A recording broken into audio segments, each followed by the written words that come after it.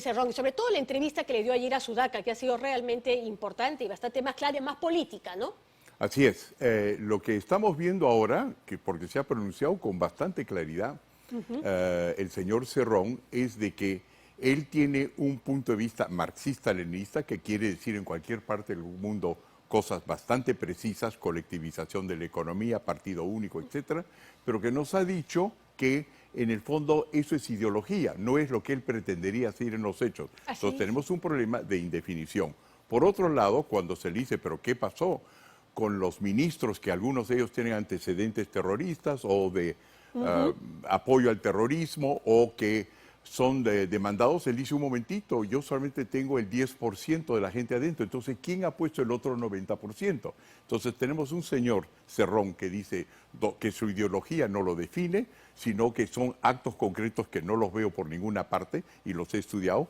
Por otro lado, el señor Castillo, nuestro presidente, que por el momento no se pronuncia, pero selecciona gente con pasados conflictivos. Y en tercer lugar tenemos, Rosana, a un vocero que traen de otro país para decir que el socialismo funciona, pero que no es marxista-leninista, que se llama Evo Morales, que nos da un modelo de un país que tiene la mitad del Producto Bruto Interno del Perú y que por lo tanto no es aplicable en nuestro país, que es bastante más individualista que Bolivia. Entonces el gran problema que tenemos en este momento es que la incertidumbre en el Perú no se debe marxismo-leninismo, esto, lo otro, liberal, sino se debe al hecho de que no sabemos quién nos está gobernando. No sabemos quién nos está gobernando y no sabemos además cómo vamos a salir de esta situación democráticamente, que es lo más importante.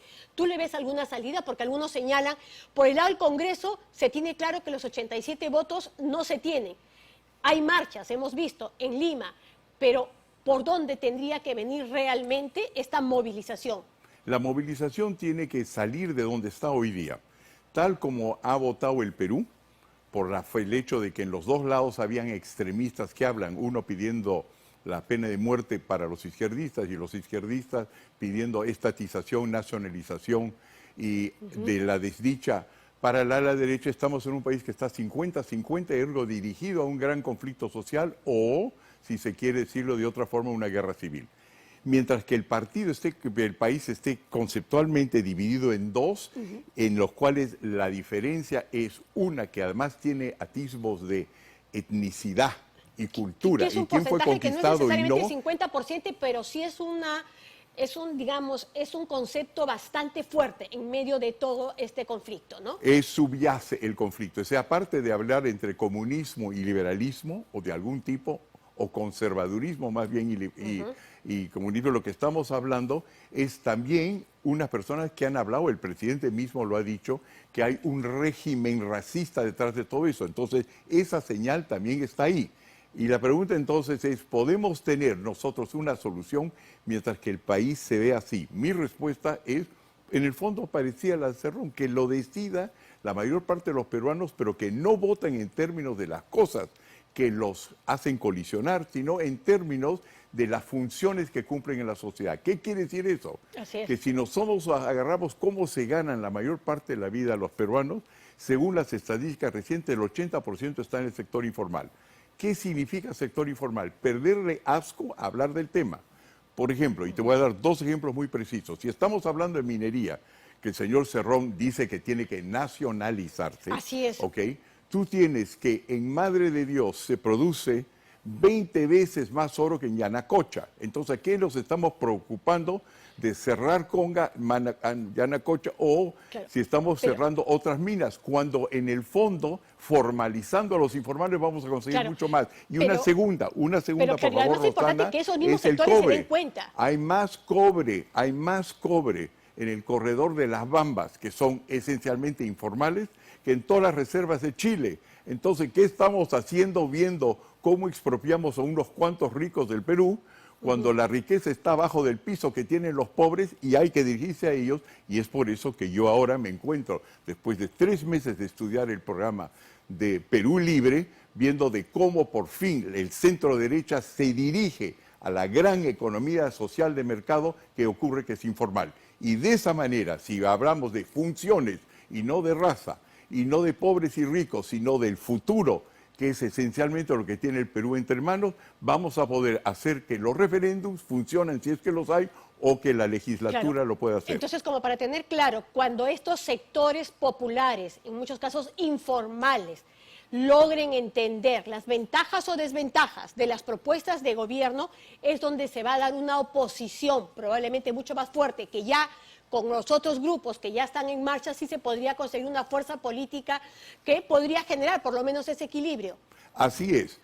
Lo que hay que hacer es hacer críticas de ambos lados, porque si no hacemos las críticas de ambos lados, nos vamos a encontrar en 50-50 y somos un Estado que va a seguir siendo fallido. ¿Qué me refiero a eso? Que por un lado, los comunistas o los que se dicen comunistas o los que se dicen caviar a izquierdas deciden quién los está hablando por ellos.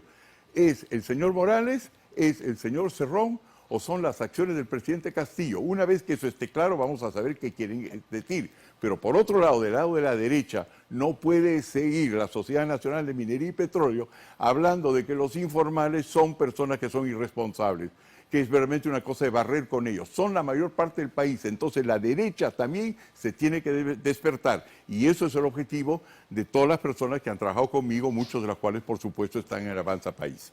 ¿Usted tuvo contacto con Vladimir Cerrón? El señor Vladimir Cerrón comenzó a conversarme en un momento justo cuando le había prohibido y había dicho que era indeseable al que es hoy día presidente Castillo conversar conmigo. Se puso y bloqueó. Pero lo que él sí me invitó es a conversar con él, pero después nos desentendimos y nunca pude. ¿Por qué quería yo conversar? Porque yo soy un investigador. No me gusta que me digan qué es lo que dijo el otro, sino averiguar. Y ya estamos averiguando quiénes son. Hace 3 meses, Rosana, que yo estoy estudiando cómo su programa de gobierno, el del señor Cerrón, puede ser implementado. Y me he dado cuenta que 30 tipos de reformas que él quiere, ninguna de las cuales requiere una reforma constitucional. Razón por la cual aprovecho tu programa para decirle al señor Cerrón que me encantaría conversar con él en público, porque su programa es perfectamente realizable por el sector privado y sin hacer un cambio constitucional. En lugar de ponerme en la posición conservadora de defender una constitución. No hay que defender una constitución, hay que proponer una nueva vía para un Perú que se encuentra verdaderamente totalmente desvinculado con la economía global, que se llama sector informal peruano. Mire, voy a tomar esa idea, ¿no? Un debate entre usted y el señor Cerrón. Estoy seguro que el señor Cerrón nos ve. Muchas veces nos ha tuiteado lo que sacamos en el programa, así que desde aquí dejamos bien clara la invitación. Listo, pero no solamente un debate, una conversación, porque lo que es interesante es que es ideólogo, y yo quiero saber por qué cuando ha hablado de ideología ha dicho una cosa es la ideología y otra cosa es lo que hago. No, señor. En mi caso, la ideología es lo que yo hago, ideas. Ahora, él dice, por ejemplo, que que lo importante es que tienen que renegociarse contratos. Si no lo hace Castillo, significa que se está humanizando. Y también dice un control de recursos naturales, pero que no pase por la nacionalización. ¿Cuál podría ser esa? Se equivoca. Esas son las cosas, son esas contradicciones que presenta y que no termina de ser claro. Se equivoca. Le voy a decir por qué. Porque el que cerró el contrato del TLC, por ejemplo, con los Estados Unidos, por encargo del presidente García, fui yo, y fue nombrado por Resolución Suprema. Y le puedo decir que es un excelente contrato. Lo que le puedo decir es que la razón por la cual conspira contra, digamos, el sector popular es porque el 96% de las empresas en el Perú, en lo que se refiere a minería, que son informales, 96% de las empresas, no he dicho la cantidad de gente que trabaja por ellas, ese 96% que ha podido ser incluido en el TLC a través de un programa que apoyó el presidente García, que se llama el TLC hacia adentro, no ha sido aprobado. Entonces el problema no es el acuerdo con los yanquis, con los europeos, el problema es la legislación peruana, que no ha empoderado a los informales para que puedan hacer contactos globales. ¿Usted se mantiene en contacto con su bancada? Sí, por supuesto que permanentemente. Sí. Por supuesto, tiene un vocero, un prominente héroe peruano, que es el general José Williams, y por supuesto estoy en contacto con él, y yo acabo de hablar hoy día, por ejemplo, con la congresista Muruz, converso con cada uno de ellos cada vez que es posible y es necesario. Bueno, que ahora además ya son 9 miembros, ¿no? Por lo Hemos mismo. aumentado. Así es. Creo que somos, no somos 9, somos 10. Ay, perdón. 9 es Renovación, es el partido minoritario.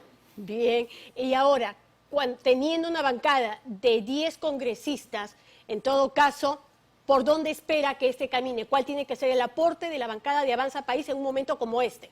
Bueno, la bancada, hemos ya hablado entre nosotros, tiene que funcionar de una manera distinta que su llamado líder, que soy yo, el candidato, ex candidato presidencial, es el que toma. Yo puedo salir y decir mis verdades frente a ti sin consultar con nadie, porque soy el dirigente, el líder, el pensamiento guía, como probablemente diría el propio señor Cerrón, y se despacha en televisión.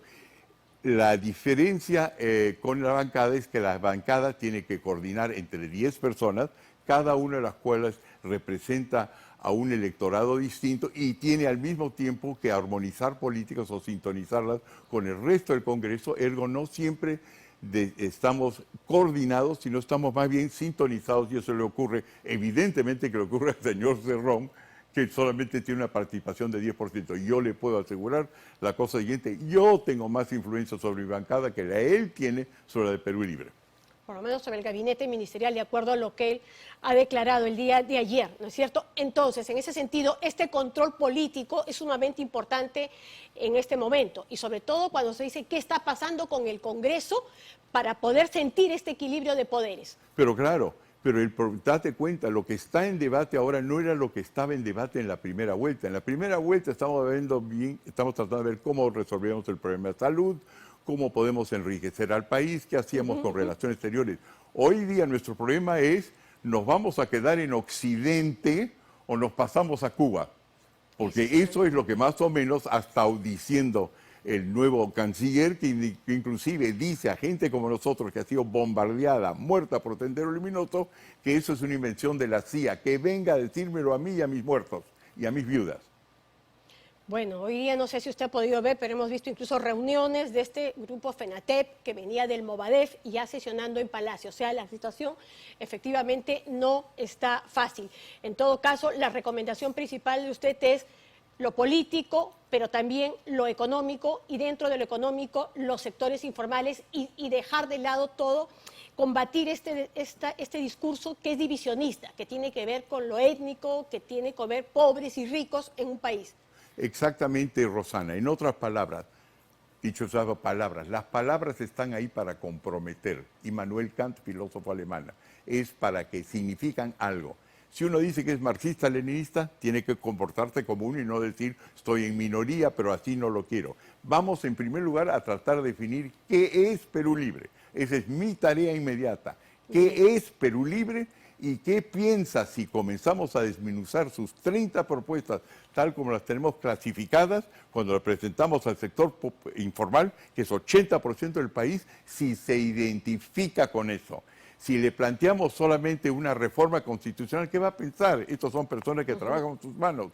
Vamos a preguntarles en relación a lo que usted hace: MIPES, pymes, minería informal, transporte informal, industria informal, agricultura informal, ¿qué significa para usted el futuro? Y después se la pasamos a los abogados, que nos van a discutir entre la 206 y el artículo 31 y 32. Bien, muchísimas gracias. Y que gracias nadie entendió, dicho de paso.